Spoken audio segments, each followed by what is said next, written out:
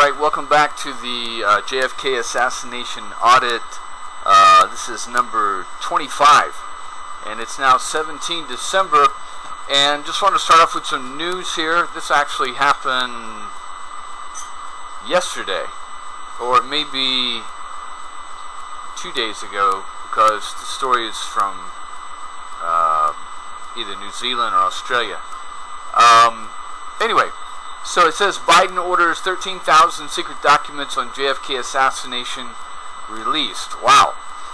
The U.S. National Archives on Thursday released thousands of documents related to the 1963 assassination of then-President John F. Kennedy, acting shortly after President Joe Biden issued an executive order authorizing the release that also kept hundreds of other sensitive records secret for up to another year. So at least it's only hundreds, though. It's like slowly releasing. Just wait till everybody, all the guilty parties die off, and then we can, release, a little bit of information here. Let's see, we'll keep reading here, see what we got.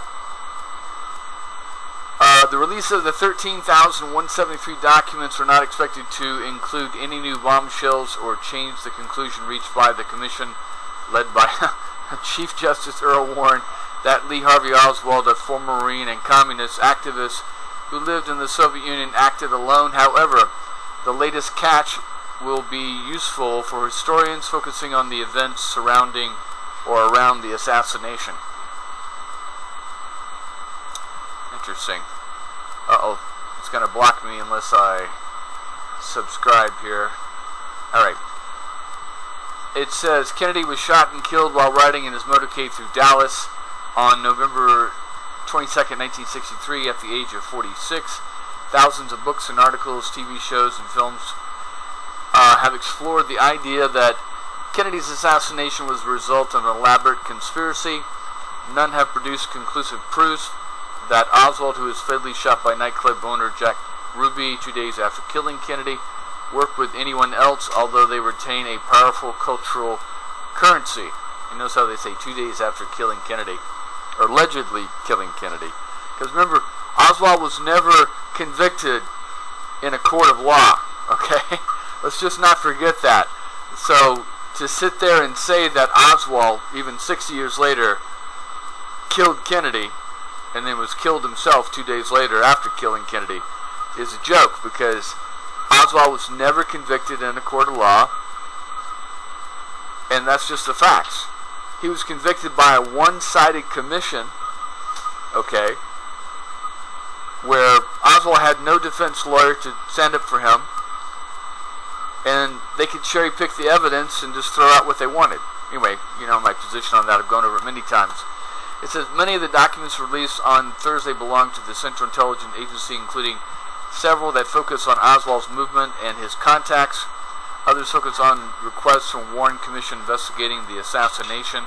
So the thing I want to understand is, if there's no bombshells in any of this, and most of these 13,000 documents just talk about, the movements of Oswald and contacts he had, and other requests by the Warren Commission, why keep it secret for 60 fucking years? What's the big deal about Oswald's movements? Okay? There's no bombshells here. There's no CIA methods and means being released here, but yet they keep this shit secret and hidden for 60 years? Why? What's the point?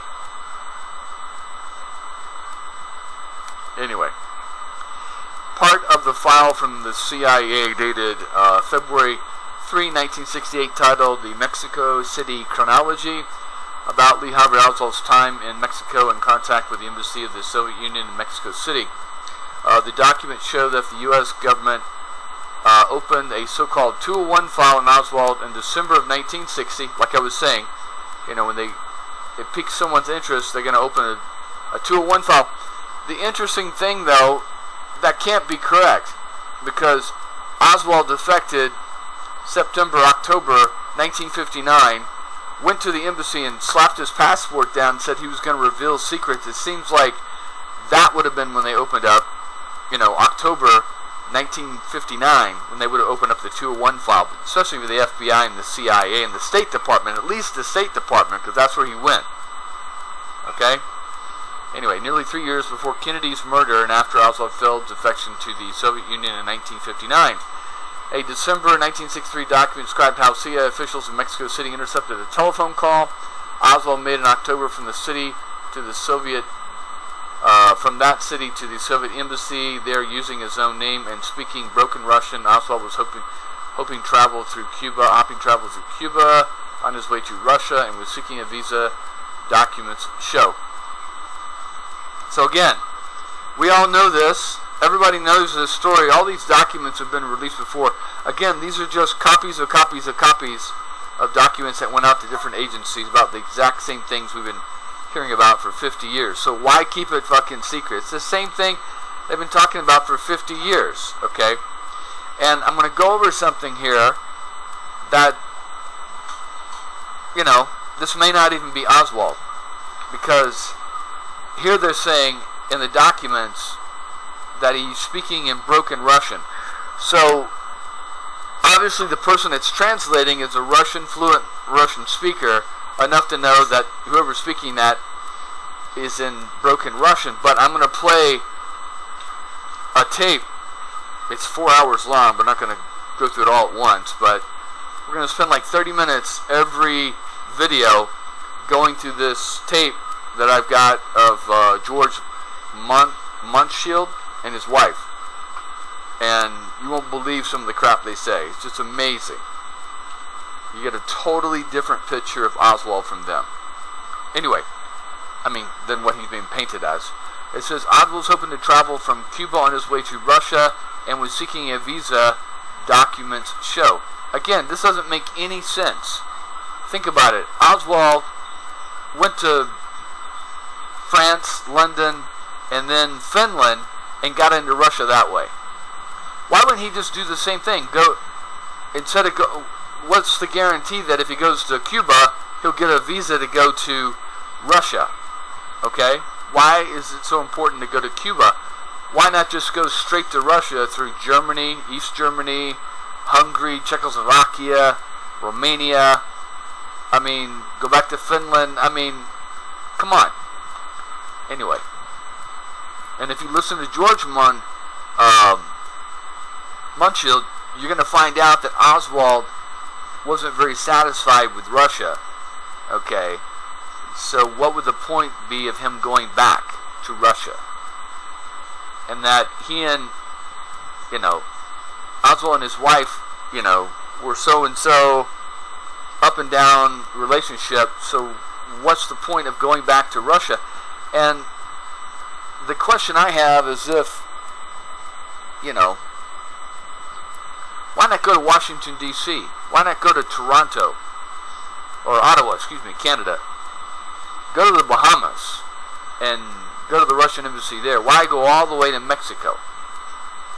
Anyway, there were initial concerns that Ruby, Oswald's killer, might have had some connection to Oswald, but a newly released September 1964 memo to the Presidential Commission investigating the assassination said, Central Intelligence Agency has no indication that Ruby and Lee Harvey Oswald ever knew each other, were associated, or might have been connected in any manner.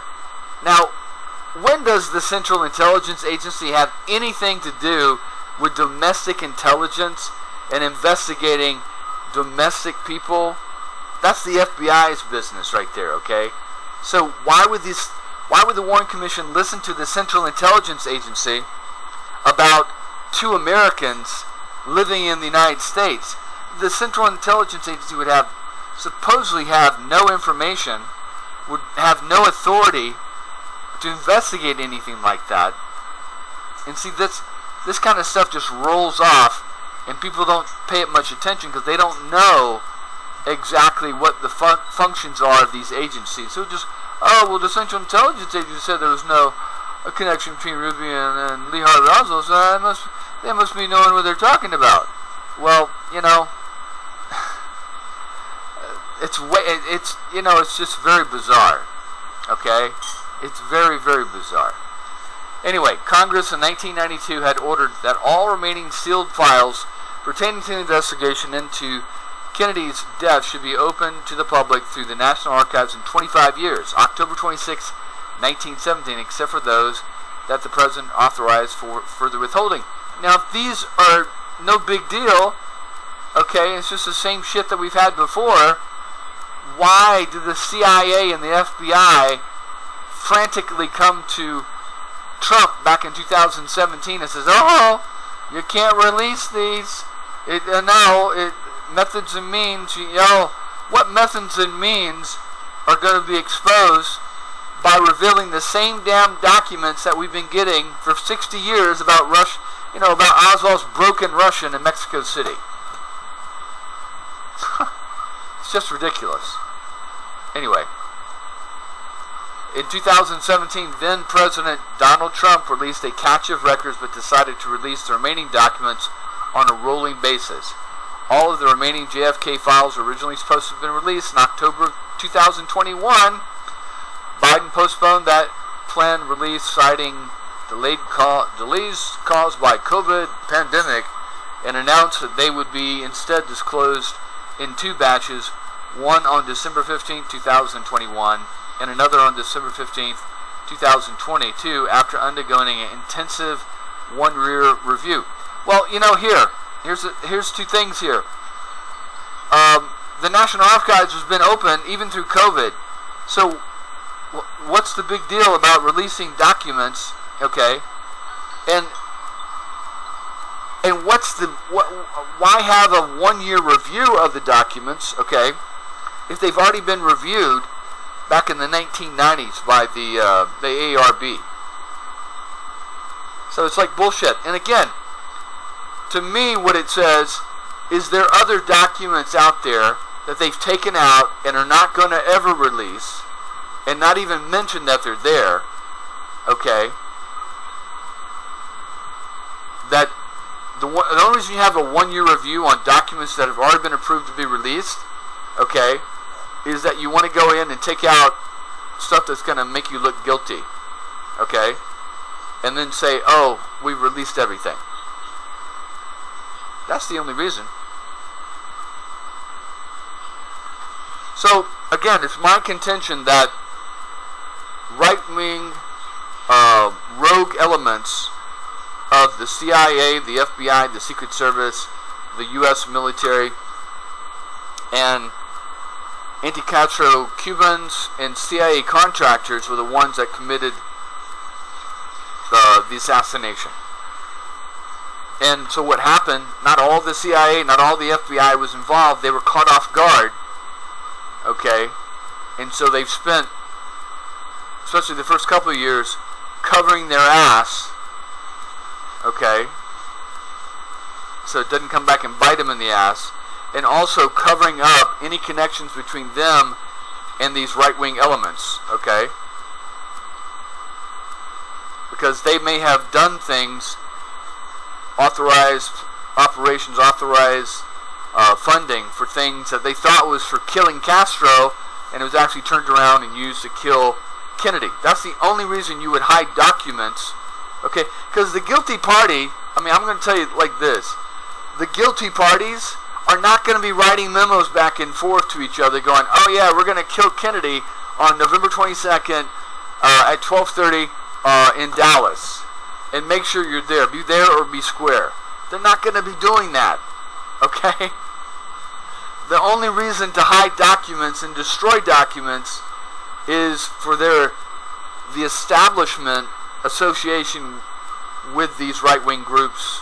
Maybe they were taken advantage of and didn't know, and then later on they're like, oh shit. That's the only reason to hide documents like that or destroy documents. Again, I personally believe that most, these guys are not going to be writing memos to each other and say, make sure that, when you frame Oswald, that you make sure that he,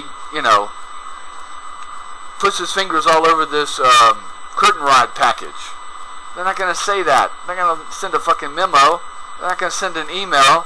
They're not stupid like Mark Meadows and send fucking Texas, okay, or the Secret Service nowadays and have to destroy Texas. And that's another thing. If the Secret Service today in 2022 is destroying thousands of text messages showing their guilt for what happened on January 6th and other things involving Trump, you don't think they would have destroyed documents? Okay, paper documents and memos back in 1963? Okay? Because the thing we seem to forget is that no one in all these documents that are going around ever expected any of these documents to see the light of day. There was no Freedom of Information Act. There was no AARB. No one ever expected their memos to see the light of day. Okay?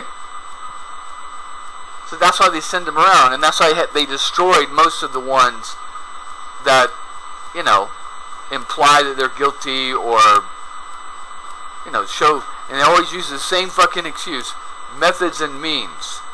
What kind of methods and means are we using from the 1963? Okay? And again, this goes back to, just use our own words to choke them choke them down. If Oswald is just a lone crazy person, revolutionary, pro-Marxist, communist, Cuban, pro-Cuban, and he did it all himself, why are there hundreds of thousands of fucking documents in all these different agencies, okay, that need to be withheld for 75 years originally for a lone loser? Why is that? Doesn't make much sense, does it? If he did it by himself, it's not like he's going to send memos to all these different agencies and say, hey, I'm going to kill the president on 22 November, try and catch me. And then they go, oops, after the president's killed, they go back and look, and oh no, look, Oswald even sent us a note, said he's going to do it in Dallas on the 22nd at 12:30.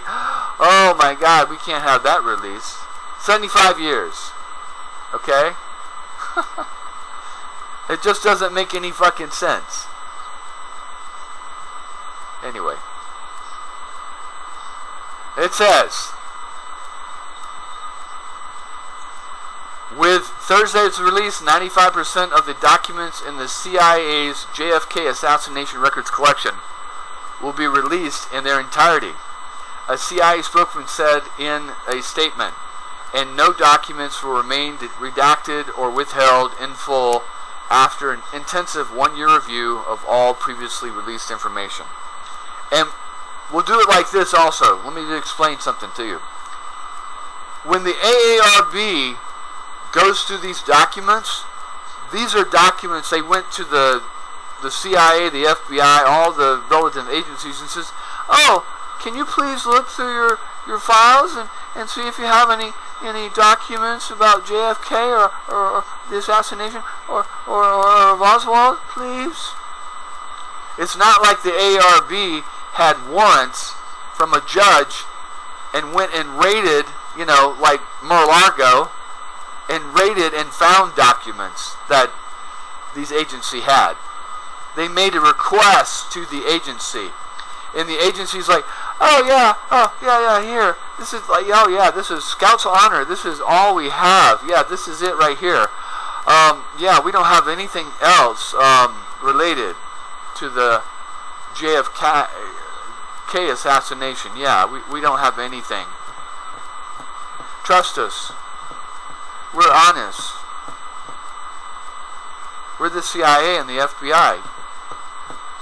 We would never do anything wrong. I mean, come on, folks. And then the documents that they are giving us, they're delay. So think about the documents that they aren't giving us. Okay? You really seriously think that it's going to go through, and if they find something, some guy in the CIA finds some document that incriminates the CIA, the FBI, whatever, in the assassination of the President of the United States, they're going to go, oh, maybe we should give this to the ARB. Maybe we should have Biden, President Biden, look at this. Oh, yeah, here, this says we killed him. No. That shit It'll never get released. Okay, so let's be clear about what's being released. And then they're still fighting over, they volunteered the documents, okay, and then they're still fighting over that. So there's thousands, if not hundreds of thousands of documents that are out there that are never going to get released. That's what I'm saying. You're never going to have smoking gun documental proof saying, yeah, we did it. Or some of our guys did it.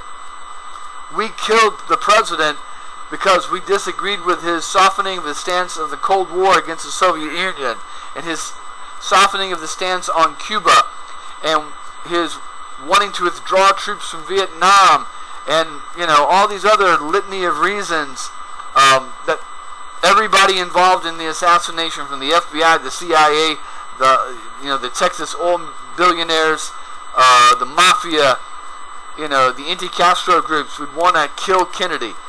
No one's going to write that shit down, and if they were stupid enough to write something down that incriminates them, they're definitely not going to be handing it over to be given out to the public.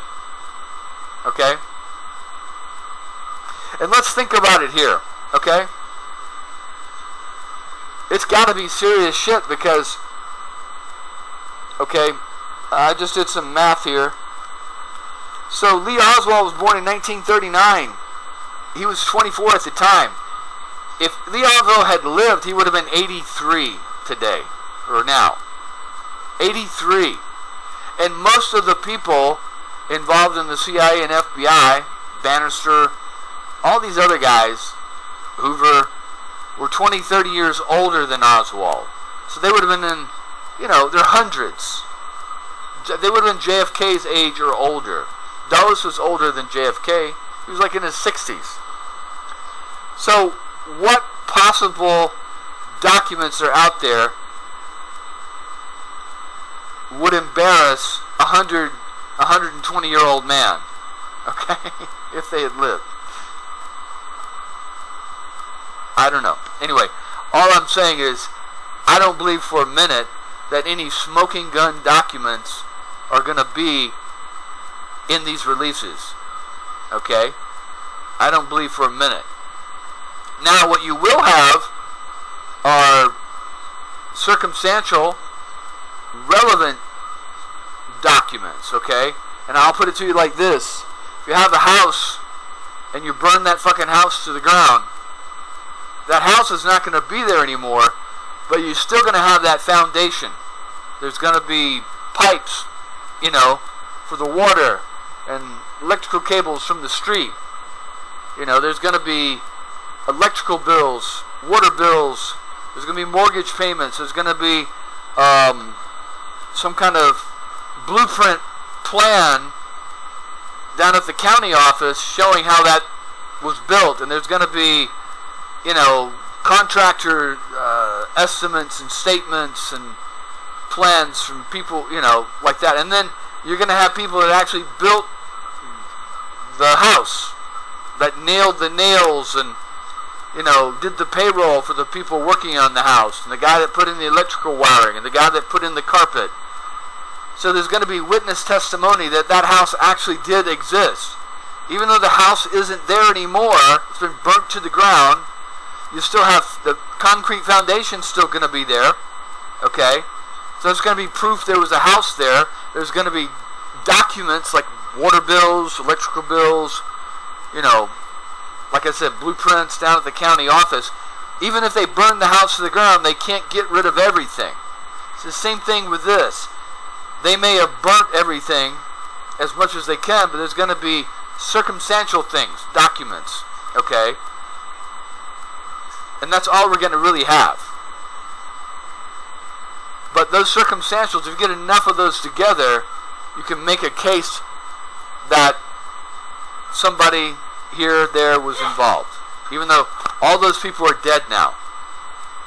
God knows why the CIA and the FBI would want to protect documents after all these people, even if they did live, were 100, 80, 100, 120 years old now. Anyway, we'll keep going. And it says, in a memorandum, Biden said I mean, talking about 100, years old. He's like, what, 70 something.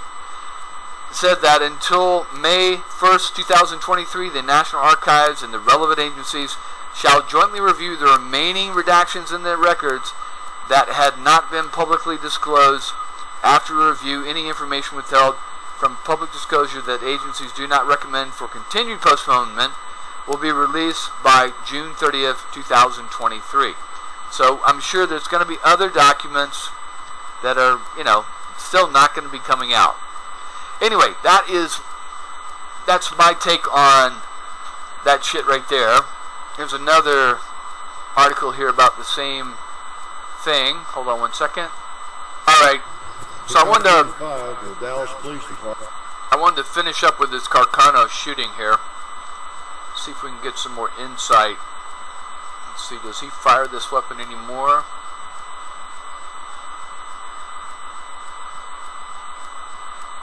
Let's go back to when he was firing last here.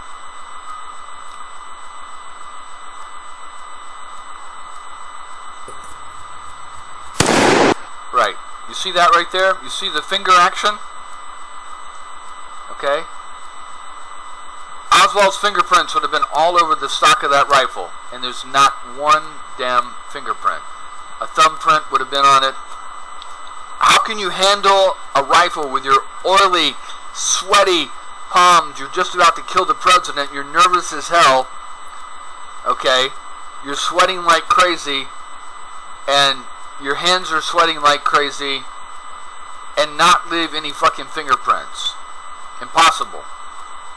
You see that? He just used his palm to pop up,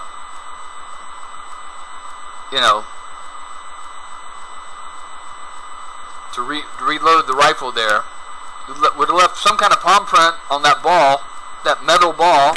Really, be rough with it. You see that? Be mean. There you go. There he is again. You see the fingers? You see the thumb? He's got a finger on the trigger. How can you not get your fingerprints and leave your fingerprints on there? And then watch when this round fires again. Hold on, let's do it slow motion so I can show you again. Watch when this round fires. You see where his face is? You see his cheek? His cheek's right up against the butt of that rifle. Okay? On that stock. You have to do that in order to sight in the rifle. See that? You see all that smoke come out? All that smoke, not only is it blasting forward, this is metal, and there are gaps in the metal, and that's going to shoot out onto Oswald's face, onto his cheek, onto his shirt. It's going to be all over him. The powder. Okay, what we're talking about is the nitrate powder from the gunpowder there. It's impossible for Oswald to have fired that gun and not have nitrate all over his face, all over his shirt. Just, that can't happen. And again, look at the action. Look at those hands. Popping that up, kicking it back. You see that round popped out? Pushing it forward. And there he goes again. You see those fingers? Those fingers are digging into the side of that rifle. There's no way you're pressing your fingers into that wood. And wood is absorbent. You know this. You can put any kind of texture onto wood. I used to work in a furniture store, and we had this black or brown kind of, like a paint thinner kind of thing. And what we would do is I'd get a cloth and soak that up and then rub it across the wood, and it would cover up the scratches on the wood, which meant that the wood was absorbing it, okay, this chemical. And it was an oily chemical. Same thing with the fingerprints. You got oil coming off your fingerprints. It's going to absorb into the wood there. It's going to leave a permanent mark of your fingers. And if you're sitting there holding it, you're squeezing that rifle stock, it's going to have a real clear impression of your fingerprints. There's just no way around it. And you think Oswald fired 3 times, so if Oswald fired 3 times, he's squeezing into that, into that stock right there at least 3 times. So one of those 3 times, he's going to leave fingerprints.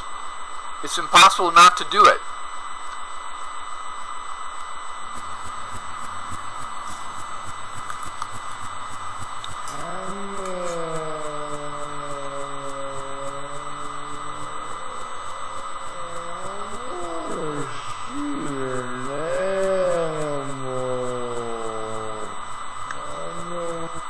Anyway, that's enough of that. So, I have found this really fascinating video. I don't know a year. It's got to be before like 1976 or so, because Demorshield killed himself before appearing before the House Assassination Committee, and I don't know if it was like 75 or 76, but this is a fascinating video that someone has posted. I'll go ahead and give credit to Dennis Morissette. I don't know who he is. Just found it on YouTube. It is 4 hours long, over 4 hours. So we're just going to do little bits of it, 30 minutes here, 30 minutes there, and I'll do the other stuff. But this has even changed my opinion of what I've been thinking about Oswald. Because here's a man and a woman that spent a lot of time with Oswald and his wife. I mean, intimately, and they have a lot of insight that they put out here. Matter of fact, let me pull up the Wikipedia on Demorshield. Now, I was going to go over this later on when I got to the, who was Oswald, and go through all the associates in his life. But, after listening to this 4 hours of video, it's just one revelation after another. Straight from the horse's mouth. It's not someone telling you what someone said. It's him telling you exactly what he said. Okay, so it looks like here, he killed himself March 29, 1977. Now, I even have doubts about him killing himself because there's reports that people could hear. He was staying at his sister's, I believe staying at his sister's in Florida, and the sister had asked the maid to record the TV show, so she left the recording, and then right before Demorshield kills himself, you hear this beep, beep, beep, beep, which is like her little burglar alarm. So somebody had come through the door, and the alarm went off. Beep, beep, beep, like that. And then you hear the gunshot. Anyway, we can go on to that later. But anyway, so George Sergius Demorshield, born April 17th, 1911, died March 29th, 1977. So yeah, that was right around the House Assassination Committee. Was an American petroleum geologist, professor, and known CIA informant. Demorshield is best known for having befriended Lee Oswald in the summer of 1962. Demorshield later alleged that their friendship continued until Oswald's death following the assassination John F. Kennedy in wait a minute. Their friendship continued until Oswald's death. Well, see, that didn't make any sense because Demorshield was in Haiti, and I don't think he was in contact with him. But anyway, never saw. Let's see. In actuality, Demorshield never saw Oswald or wrote to him after. Yeah, see, there you go. April 13th, 1963, 3 days after Oswald's alleged attempt on life of General Walker. Demorshield testified before the Warren Commission investigating the assassination. Was one of the longest of any witness. Oh, so he did testify. Okay, and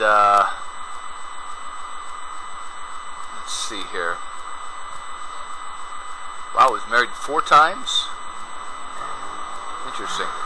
Alright, so de Mohrenschildt was born Jerzy Sergius von Mohrenschildt in Morzir in the Russian Empire, now in Belarus.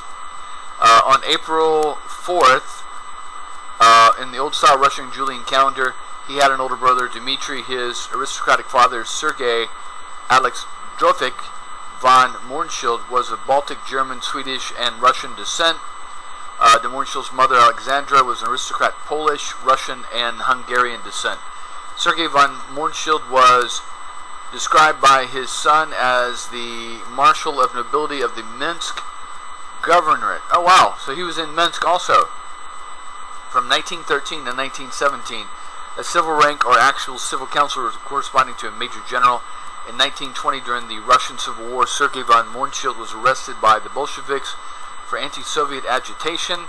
He was sentenced to exile for life in Veliki Ustug, a town on the in the north of Russia. De Mohrenschildt later testified to the Warren Commission that while waiting transport to Veliki Ustug, his father became ill. Two Belarusian Jewish doctors who treated him in jail advised him to stop eating so he would appear more sickly. The doctors then told the Soviet government that Sergei was too ill to survive the trip to Veliki Ustug, and he should be allowed to recover at home. The government agreed under the condition that Sergei check in weekly until he was well enough to be sent to Veliki Ustug. After his release, Sergei and his wife and the young de Mohrenschildt then fled to the the Second Polish Republic in a hay wagon. De Mohrenschildt's older brother, Dmitry, was awaiting execution, was later repatriated to Poland as part of a prisoner exchange. During their journey, de Mohrenschildt, his father and mother contracted typhoid fever. Alexandra died of disease shortly after the family crossed into Poland. After the death of his mother, de Mohrenschildt and his father made their way to Vilno, where the family owned a 6-acre estate. De Mohrenschildt graduated from the Vilno Gymnasium in 1929 and later graduated from the Polish Cavalry Academy in 1931. He went on to earn a master's degree in the Institute of Higher Commercial Studies, having completed a dissertation on economic influence of the U.S. on Latin America, received a Doctor of Science in International Commerce from the University of Liege in Belgium in 1938.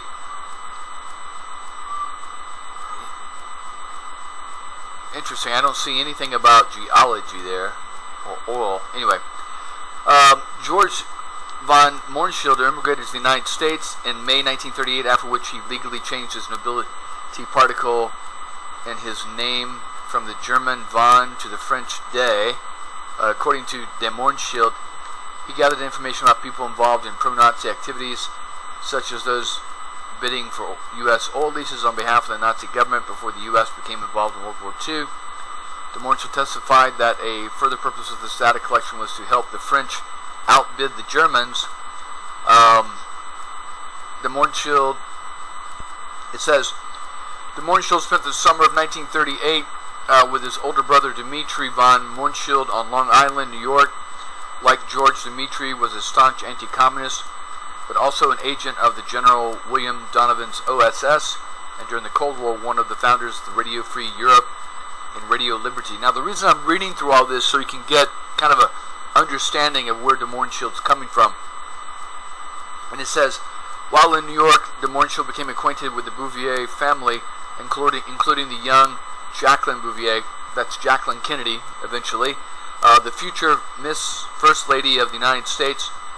Jacqueline grew up calling de Mohrenschildt Uncle George and would sit on his knee. He became a close friend of Jacqueline's aunt, Edith Bouvier Peel.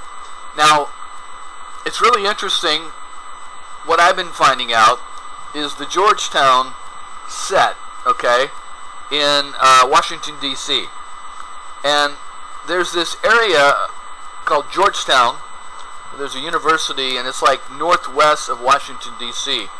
And it's kind of like it's kind of an older colonial area, but also it's very ritzy, wealthy, old money.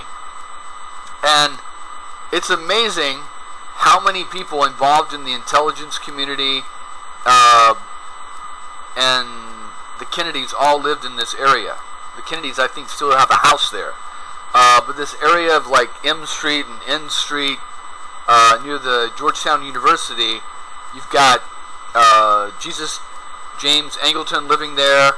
You had, the Kennedys lived all like 3 or 4 houses in those areas of Georgetown. You had the guy who owned the Washington Post that broke the Watergate story lived there. Watergate's just actually right down, just within walking distance of Georgetown. Also, right in that same area, you had, what's his name? Wait, I got his book right here. Bob Woodward's house. And that was the house, this is just east of Georgetown, just right outside of Georgetown. Bob Woodward's house was the house that the FBI agent, Deep Throat, can't remember his name right now, begins with an F. Anyway, Deep Throat would come by and look for the plant with the red flag sticking in the potted plant to let him know to meet him at this parking garage over in Alexandria, Virginia. And also Cord Meyer, you hear in some circles that Cord Meyer, his wife, Miss Pinochet, that JFK was having an affair with Cord Meyer's wife, okay? And then about a year later, Cord Meyer's wife, who lived in this area of Georgetown, is murdered on the banks of the Potomac River, just, on the walking trail there of Georgetown. And they arrest a black man. Eventually this guy is acquitted, and the murder's never solved.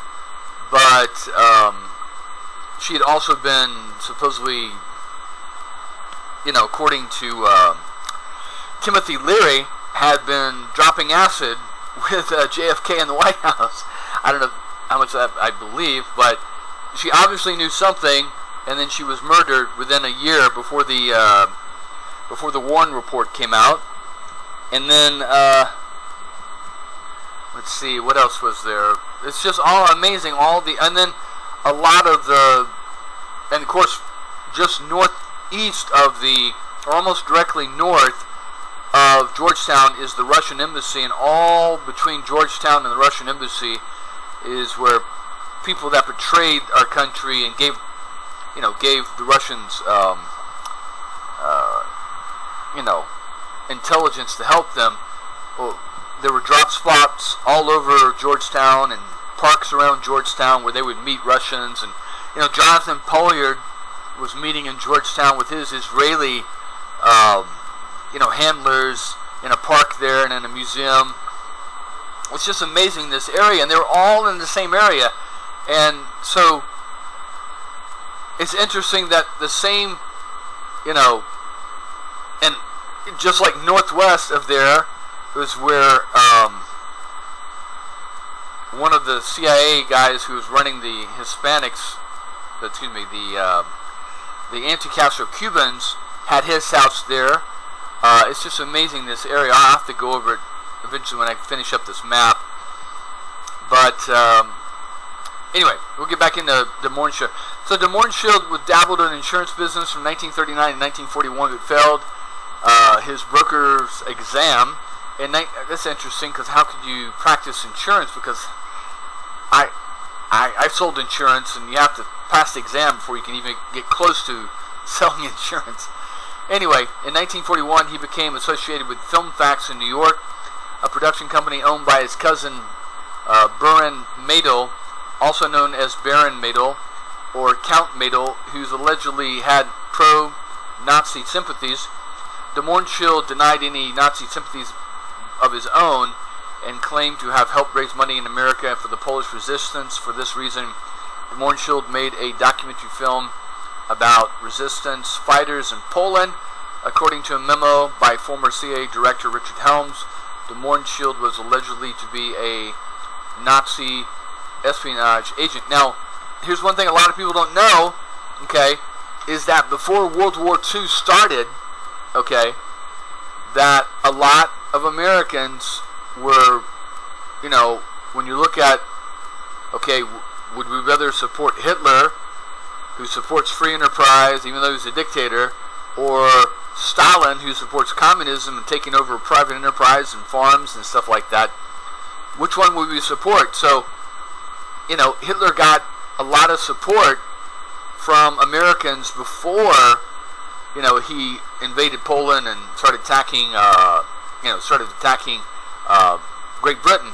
Matter of fact, JFK's own father was ambassador to the UK, okay, and JFK was living in London at the time, and he was actually a supporter of Hitler, okay, because he looked at the communist threat, and being a free enterprise Democrat, he figured Hitler would be the better choice to support than Stalin. And matter of fact, he got in trouble with that with the FDR administration and was relieved as an ambassador and came back, and I believe he was even investigated by the some committee or something like that on un-American activities because of his outspoken vocal support of Hitler against Stalin. And then, of course, Ford was supplying Ford trucks, to Hitler, and I believe even,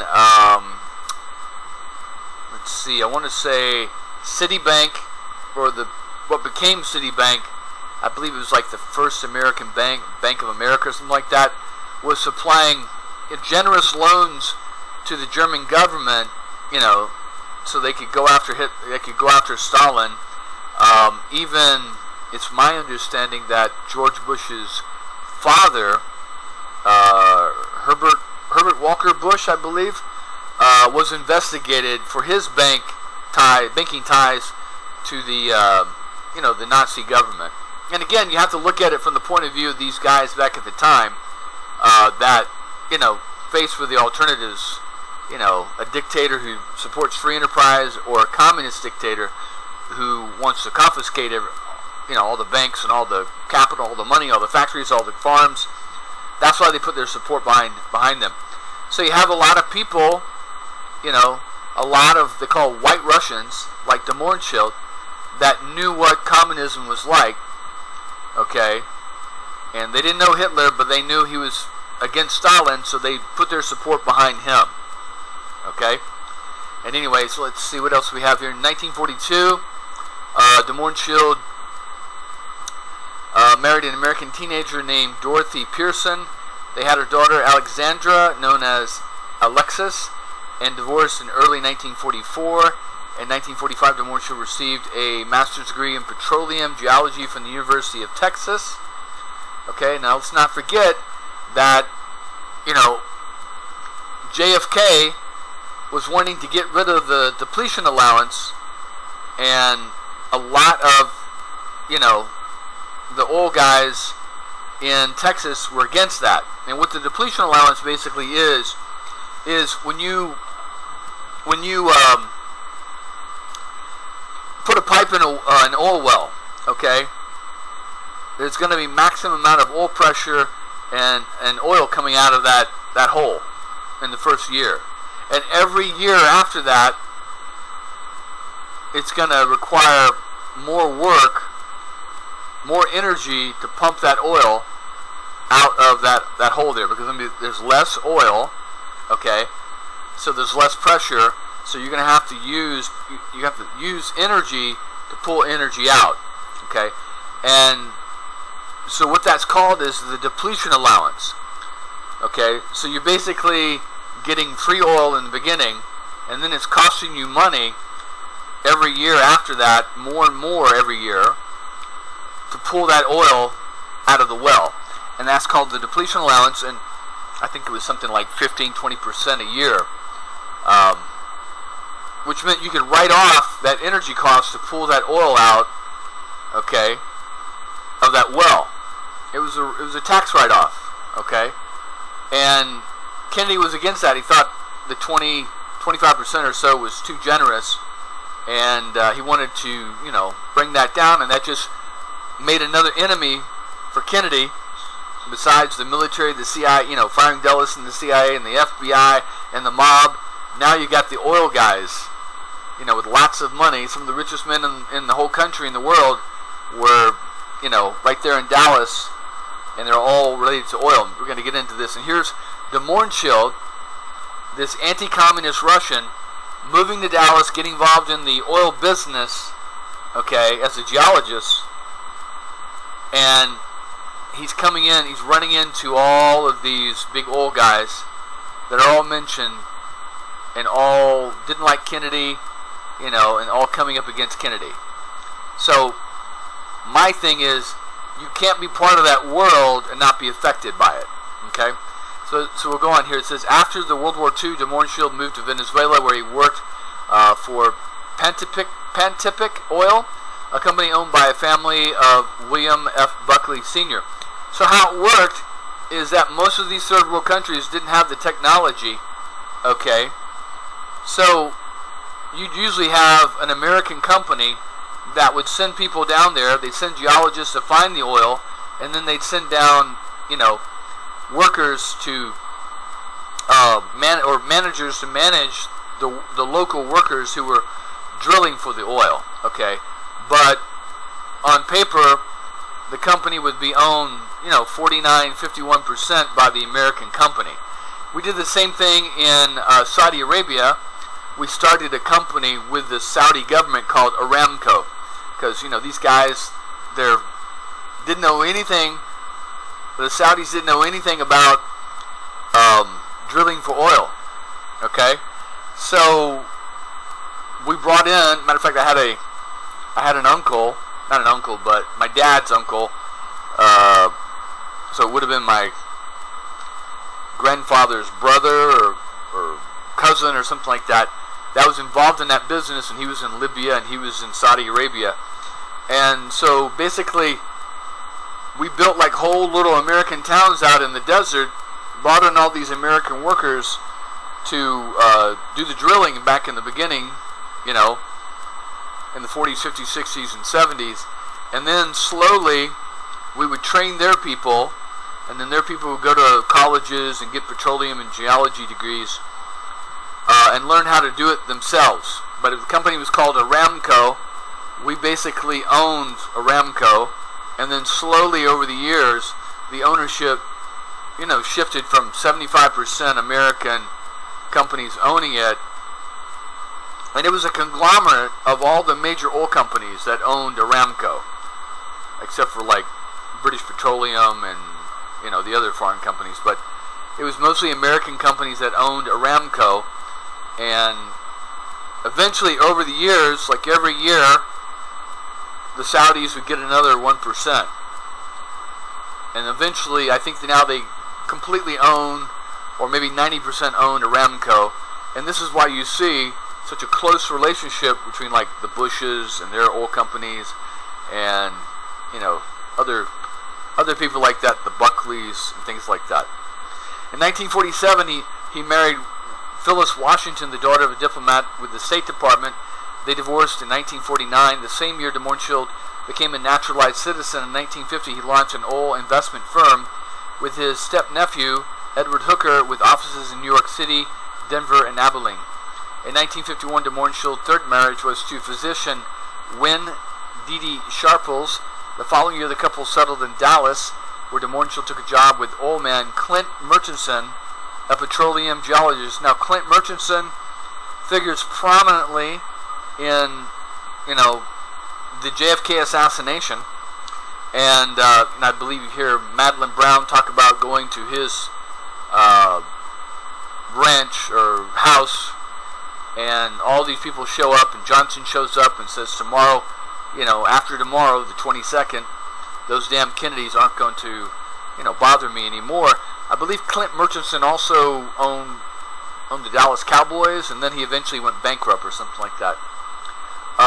It says de Mohrenschildt and his third wife had 2 children, a son and a daughter, both of whom were born with cystic fibrosis, and his son died in 1960, the daughter died in 1973. De Mohrenschildt and Sharpless divorced in 1957. De Mohrenschildt joined the Dallas Petroleum Club, was a member of the Dallas Council on World Affairs, and taught at a local college. Now, the Dallas Petroleum Club, from my understanding, was right there in the Adolphus Hotel. That's where all these big shots, you know, Clint Murchison, H.L. Hunt, Sid Richardson, Earl Cabal, they all met right there. And they also had a suite that they all played cards in. So all of these guys are extremely right-wing conservative, okay? And you can't be a liberal Democrat or liberal socialist, whatever, and be hanging out with these people. You're going to have to be what they are, or become what they are, okay? And, you know the old expression, you are what you eat. Well, you are who you hang out with, too, okay? And so it's just more evidence that de Mohrenschildt, you know, there's a very close relationship between the oil industry and the U.S. intelligence community. I mean, look at George Bush. You know, he had no intelligence, supposedly, any kind of intelligence training or career, but he was involved in the oil industry, you know, and ends up being the head of the Central Intelligence Agency. Anyway, let's see, and he was friends with oil barons like Clint Murchison, H.L. Hunt. H.L. Hunt was like one of the richest men in the world. Madeline Brown, you know, was good friends with H.L. Hunt, and said that the day that Kennedy, or the day before or so Kennedy showed up, H.L. Hunt was personally passing out flyers calling for the impeachment of JFK. Okay? Sid Richardson went on to found Brown and Root, I believe that's what he did, and if I remember correctly, and Brown and Root got numerous military contracts in Vietnam. You know, you hear Garrison talking about it, in JFK, you know, dredging Cam Ranh Bay, building all these airfields that the jets would fly out of in Vietnam, all these bases where the Marines and the U.S. soldiers would you know, bring all their equipment and stuff. That was all built by Brown and Root. Now, Brown and Root later on joins up with the former vice president. I can't remember his name. Anyway, his company, and anyway, so I can't remember the vice president during the Bush administration's name right now. But anyway, they joins up with him, Brown and Root, and then they become KBR. Yeah, because BR is Brown and Root, and then K was the original company of the vice president there. And then, of course, all those bases in Afghanistan, all those bases, you know, that the Taliban are now using, all those bases and, you know, facilities in Iraq that the Iraqi army, now the Iranian army, is now using, were all built by KBR. So, you know, you just can't be involved with these people and not be influenced by them, okay? And like I said, so if Oswald is this hardcore communist, revolutionary, what the hell is this right-wing guy who's friends with all these rich people, and all these guys end up hating JFK, okay? So you've got, let's just put it this way, you've got all these people on the right, all involved in the oil industry, which is linked to the intelligence agencies, the CIA. They're all in, you know, they're all involved in, you know, connections with the anti-communist groups and things like that. They're all supporting them.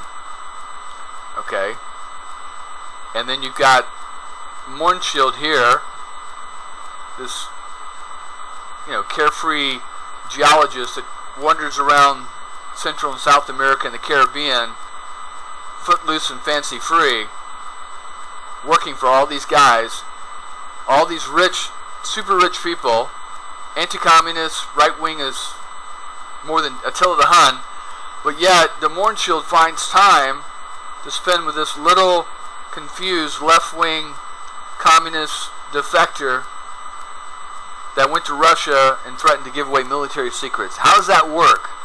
In the order of things, how do you get there from that? And you don't think he wasn't mentioning this loser revolutionary in conservative Dallas? You know, it doesn't make any sense.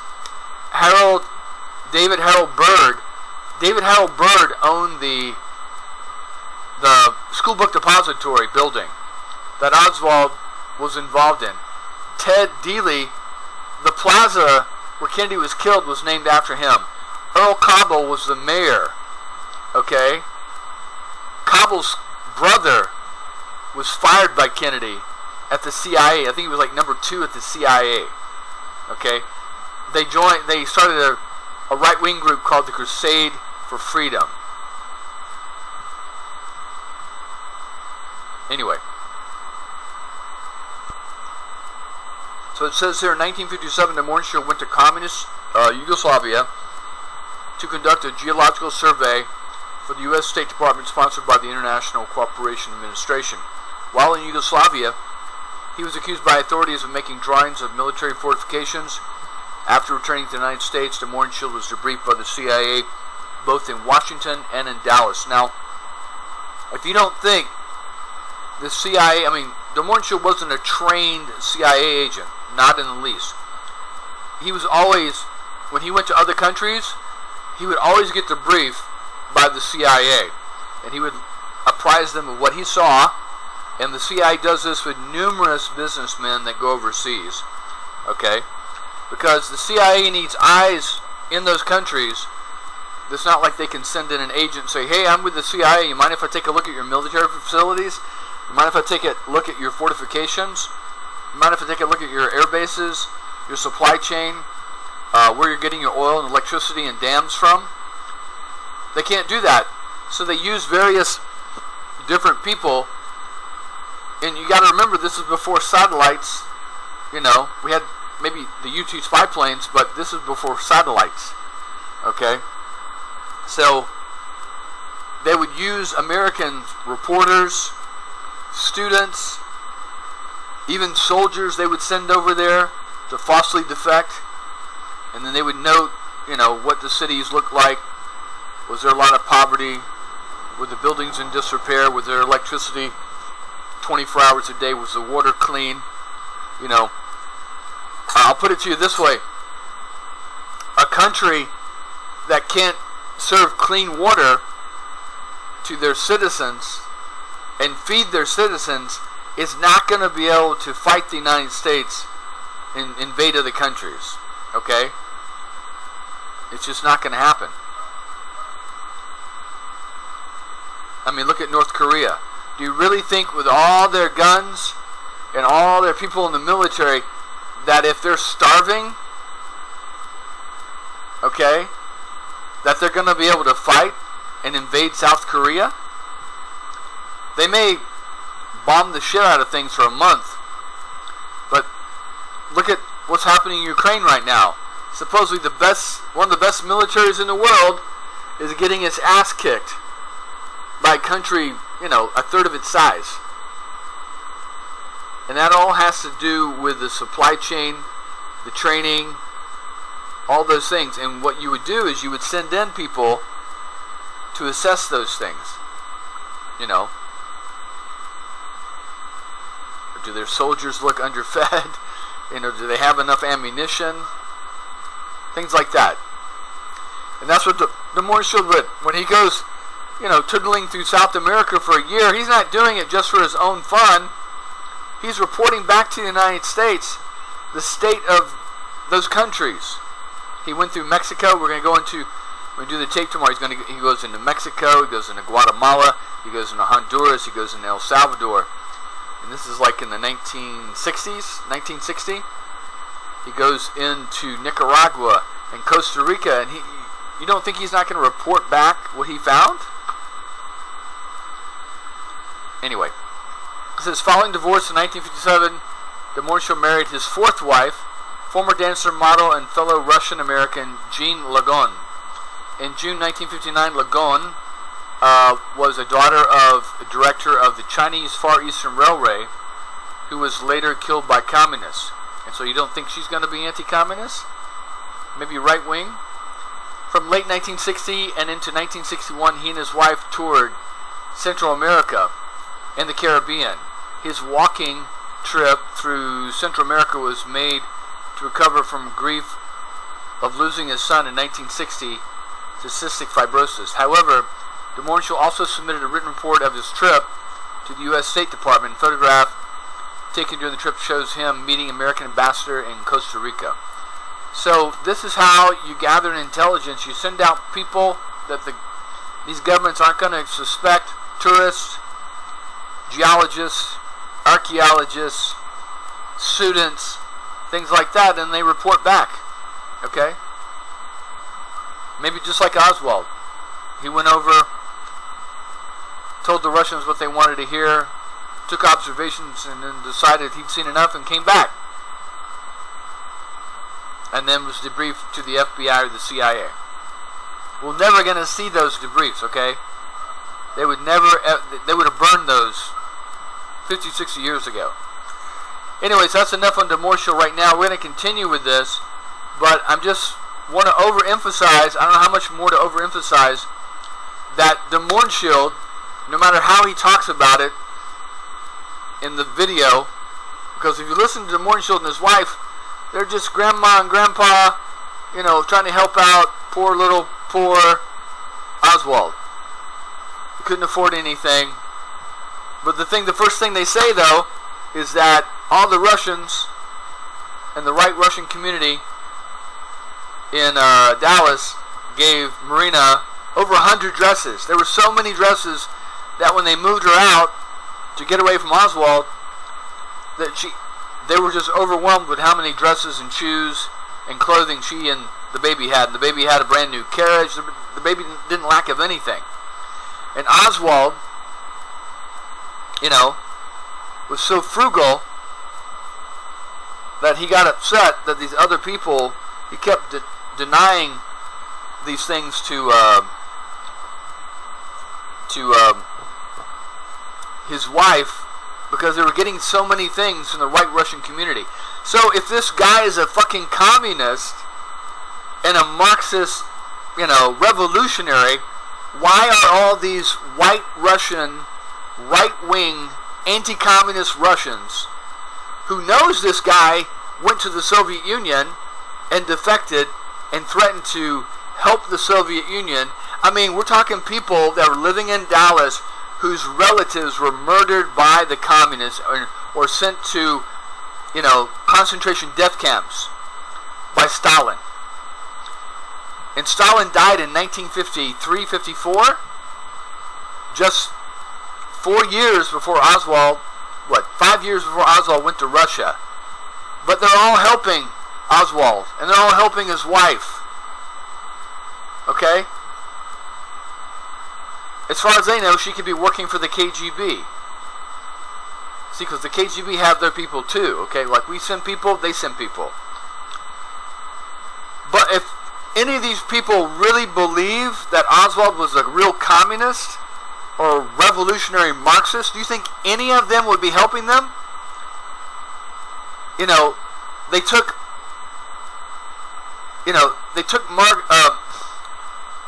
Marina to the doctor for checkups for the baby. They paid for that.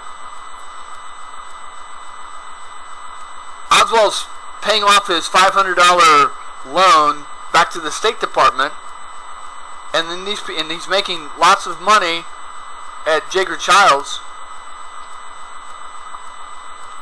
And we're going to go over his finances in another day. But all these people are donating clothes, paying for Marina's medical bills, paying for the baby's medical bills, diapers, baskets, dental care for Marina. And yet they're all supposed to be afraid of him because he's a crazy revolutionary Marxist. Come on. I mean, again, why would Oswald, if he's this revolutionary communist Marxist, socialist, go live in New York. Go live in Los Angeles, San Francisco. Why is he living in Dallas? Yeah, maybe his family's from there. But his brother lives in New York. Why not go up there? So you got to think about these things. We're going to listen to Des Moines Shield, and he puts across a really interesting story. It really sounds good. It really paints him in a really good light. But you got to wonder, what was the real deal here? Like I said, you got all these right-wing people in Dallas, ultra-conservative, right-wing, anti-communist, John Birch Society, people on the right. These right-wing Russians. You've got these oil millionaires, intelligence community people. They just hated Kennedy, fighting with Kennedy. And they also had some mafia, pro-mafia relations. They hated Cuba. They hated Castro. Castro kicked out their guys, and took over the casinos. And here comes, little libertarian, free-willing, wander around in the jungles of South America, Des Moines Shield, geologist, who occasionally reports back to the CIA and the State Department about what he sees in these countries. And Des Moines Shield's taking care of Lee Oswald and his wife Marina, and the Russian community all know, they all have to know, that they're not stupid, they all have to know that Oswald defected to the Soviet Union. How else would he have met Marina? They would have said in Russian, hey, how did you meet your husband, Marina? How did you... Oh, Oswald defected to the Soviet Union, and then I met him like 2 years after he got there. And then they would have looked it up in the newspaper somewhere, and, the chit-chat would have got around in the Russian community that, my God, this guy's a goddamn communist, revolutionary. But it never happens. They're given Marina flooded with clothes, and the baby, diapers, free medical care, dental care. Oswald's fighting them the whole way, saying, no, I can take care of this. He's paying off his loan. He's got money to buy rifles and guns. Doesn't that seem fucking strange? It's very strange. Like I said, isn't it a real strange place for a Marxist, Leninist, communist to be hanging out with a bunch of right-wing Russians and right-wing conservative old baron people in Dallas? But you don't see him hanging out with the, at the Ginsburg coffee room, reading Catcher in the Rye or anything like that, or trying to recruit people in Dallas to join his, free play, whatever, the Free Committee for Cuba or whatever it's called. Anyway, I've gone over my time. I'm going to stop here, and we're going to get into these videos tomorrow. Alright, take care. Bye-bye.